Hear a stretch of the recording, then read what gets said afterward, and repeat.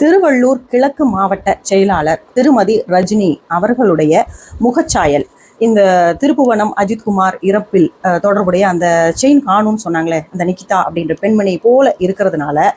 அந்த ஃபோட்டோவையும் இந்த பெண்மணி அந்த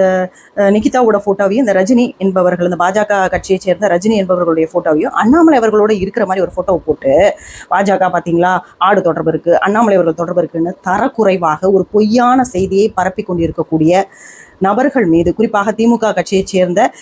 இந்த பொய்யான செய்தியை பரப்பக்கூடிய நபர்கள் மீது காவல்துறை தயவு செய்து ஒரு நடவடிக்கை எடுங்க. பொய்யை மட்டுமே தொடர்ந்து பரப்பி கொண்டிருக்கக்கூடிய இந்த மாதிரி நபர்கள் மீது கடுமையான நடவடிக்கை கண்டிப்பாக எடுத்தால் மட்டும்தான் இதெல்லாம் கட்டுப்படும். ஒரு பெண்மணியை தவறாக யாரோ செய்த தவறு, அவங்க தான் இவங்கன்னு எப்படி